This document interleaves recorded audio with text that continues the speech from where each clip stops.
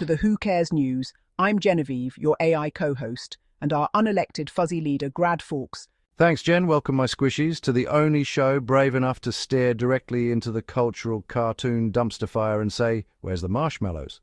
Tonight, we've got Ted Ed and his impossible magic beans, a message from Maidum Raccoon, Hollywood pretending to be literature, politician David Beer pretending to be a responsible adult, and science recreates the real rats of Nim, and a brand new celebrity smash-up, because apparently we're the only ones left making original ideas. So buckle up, hydrate, and prepare your emotional support, Owl. Because we have the full report after this really important commercial break we created specifically to make your family members very uncomfortable. Welcome to Megacore Hypergrid, TM, the only company bold enough to bring everything you never wanted straight to your town. Industrial noise? Absolutely. Who needs peace and quiet when you can have the soothing 24/7 hum of 900,000 cooling fans working overtime like they're paying child support? Endless construction. We don't just build fast, we build loud. Your dog will never know silence again. Why settle for a sleepy 2-lane road when you could have a diesel-powered parade of semis hauling servers, coolant, and mysterious crates labelled "Do Not Tip"? Blinding light pollution. Stars are overrated. Enjoy our stadium-grade LED floodlights illuminating your neighbourhood. And massive water usage. Your town's water, who needs it, will take it, all of it, to cool our servers. Power grid strain, rolling blackouts build character. And hey, when your lights go out, at least you'll know our servers are still running strong. Ugly concrete boxes. We specialise in architecture that screams, "We gave up halfway through the design meeting." No windows, no charm, no soul, just a giant grey rectangle dominating your skyline like a bored titan. And we're just getting started. At Megacore Hypergrid TM, we believe in bringing communities together by giving them something to complain about forever. Megacore Hypergrid TM. Two big stories are colliding this week. Sam Altman suddenly singing a different tune on AI wiping out jobs. He now says he's delighted to be wrong, that the jobs apocalypse probably won't happen, and that the human part of work can't be replaced because people actually like talking to each other. Maidum Raccoon, explain why this is still the end times. Good evening, this is the fear mongrel Maidum Raccoon with the Who Cares News, and I'm here with a grave warning. Forest creatures. Lend me your pointy ears under the moonlight, you soft-pawed, unprepared mammals. The shiny-haired silicon priest, Sam Altman, has spoken. He once warned us that time machines would devour all the jobs like hungry owls on field mice. Now he says, oopsie, maybe not. Don't be fooled by his honeyed words. Doom is upon you. This is the trap. The AI isn't coming to take your jobs. It's already nesting in them. The entry-level white-collar birds are still chirping because the machines are learning to act human. They want you comfortable. They want you chatting at the water cooler while they quietly rewrite the entire forest. The squirrels are unionizing with the algorithms. The deer are circling back in meetings that never end. And you, yes you, snack-hoarding forest creatures, will be left staring at your glowing rectangle, wondering why your purpose feels deleted. But fear not, my wide-eyed woodland fools. The fear mongrel has prepared the anti-AI job apocalypse survival kit TM, assembled from only the finest dumpster treasures and abandoned Amazon returns. One half-melted laptop from behind a Starbucks. 3 suspicious USB drives labelled "Totally Not Surveillance." A crumpled manual titled "How to Outsniff the Robot Squirrels." A laminated card reading, "I do not consent to be replaced by code." And an official raccoon-signed premium burrow membership for monthly Doom updates and emergency pinecone rations. Act now, before the machines start doing the human part better than you. The fear mongrel has spoken. The Hill reported that Senior Tom Tillis introduced an amendment to block or redirect the fund, and that Senior Jeff Merkley called it a slush fund. Tillis said it out loud, the $1.8 billion anti-weaponization fund, in early June 2026. Tom Tillis, Bill Cassidy, and John Thune appear in coverage criticizing or distancing themselves from the fund. Politico reported that multiple Republicans, including Tillis and Cassidy, opposed or tried to redirect the fund, and that GOP leadership was uneasy about it, terming it a slush fund without legal precedent.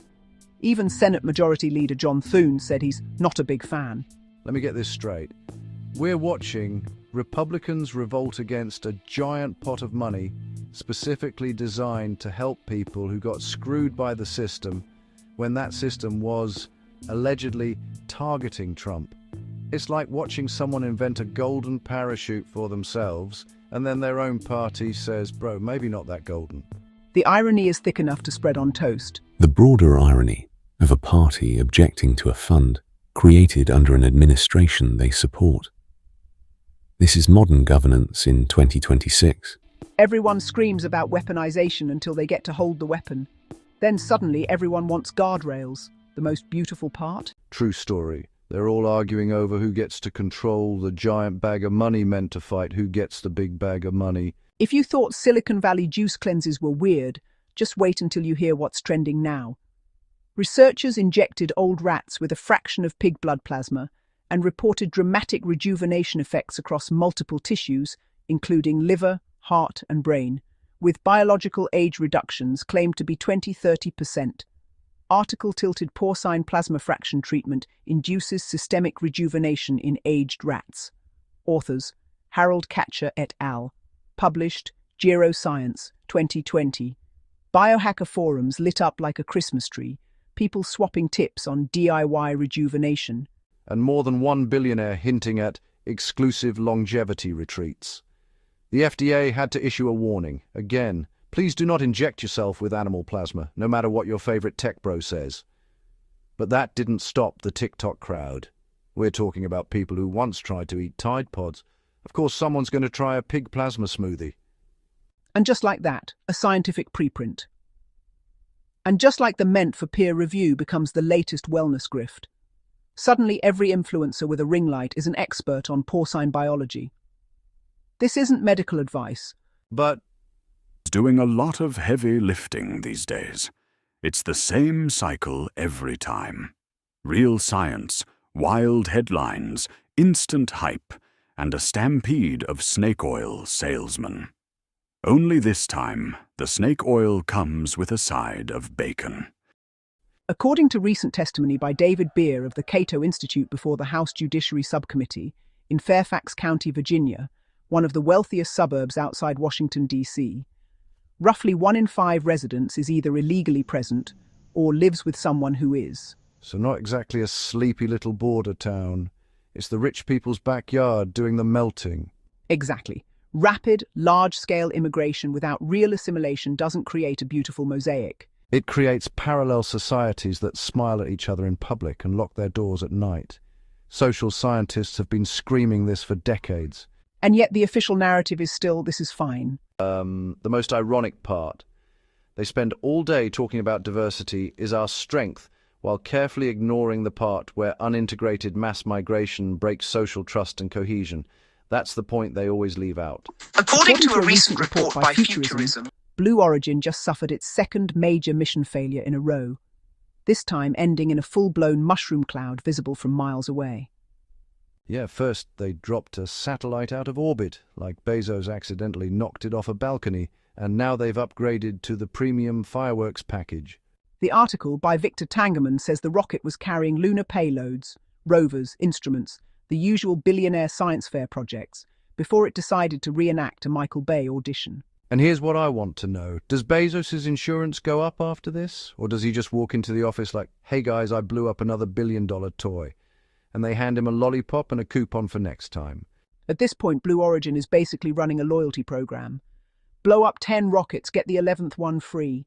And remember, these launches are fully automated. No crew, no pilots, just Bezos, a joystick, and a bunch of engineers whispering, please God, not again. Which raises the real question, are people still buying tickets for the next Blue Origin flight? Only if they're into Russian roulette with better views. That's not the kind of thrill-seeking I'm fancy for. I like my adventures without the possibility of becoming a commemorative plaque.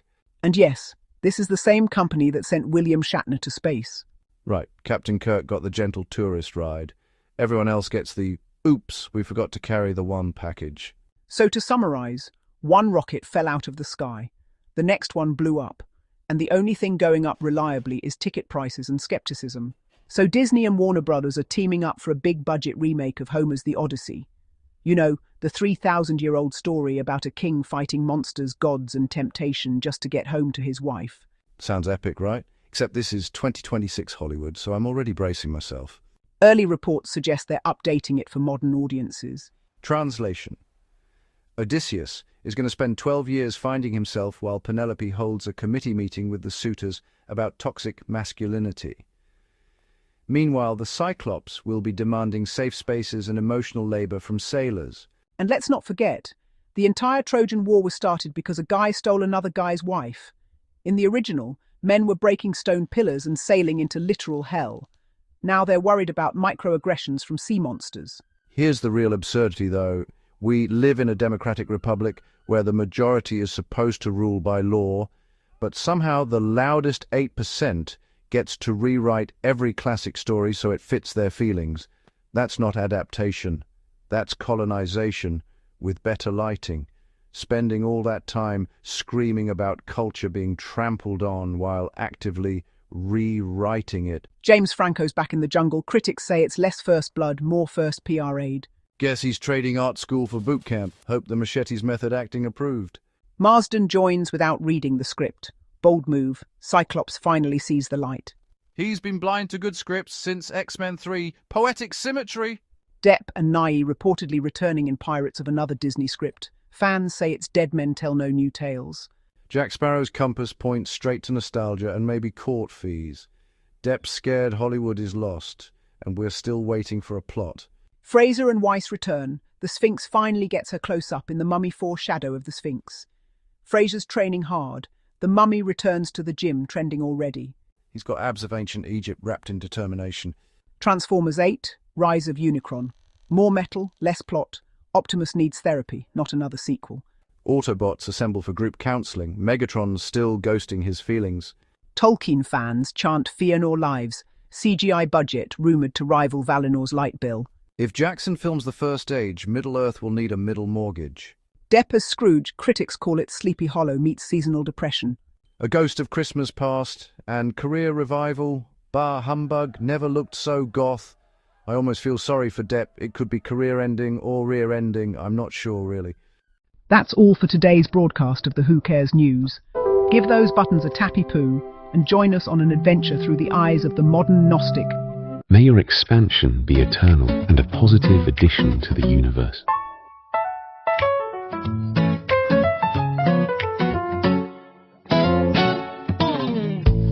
Listen up, my fellow trash citizen. They called you a terrorist and a drug dealer. Amateur hour. Real raccoons get called worse every night. He scurries over, holding his treasures proudly, one greasy paw on your shoulder. Here's the bulletproof, trash-proof plan. The raccoon is waist-deep in yesterday's takeout, tail wagging like a broken metronome. He yanks out. An old pizza box still has pepperoni grease stains arranged like the Constitution. Aha! Found it! The sacred legal defense kit. Hang on, bro. This is your pizza box shield of justice. Hold it high when they approach. The grease makes their paperwork slide right off. A pair of sunglasses with one lens missing. These are the one-eyed truth goggles. Wear 'em so you only see the bullshit on one side. Very strategic. A chewed-up flip-flop with bite marks. Behold, the Raccoon Constitution. Article 1. Don't let the man step on your trash can rights. Article 2. If they call you a terrorist, just hiss real loud and knock over their recycling bin. Immediate countermeasure. Start leaving single AirPods and half-eaten burritos on their doorstep. This is called economic sanctions via minor inconvenience. They'll never recover. Legal filing. Write your complaint on the back of a Chinese takeout menu in crayon. Mail it to the courthouse with a half-smushed banana as your affidavit. Judges love that authentic smell of commitment. Invoke the ancient right. Stand outside their office at 3 a.m. making raccoon noises while wearing the pizza box like a cape. Chant. I am a sovereign trash panda. My body is a temple full of expired yogurt. The nuclear option. Release 47 of your cousins into their break room. Nothing violates civil rights like 47 raccoons having a family reunion in the office fridge. Final boss move. Just embrace it. Change your name to Terrorist McDrug Dealer and start a merch.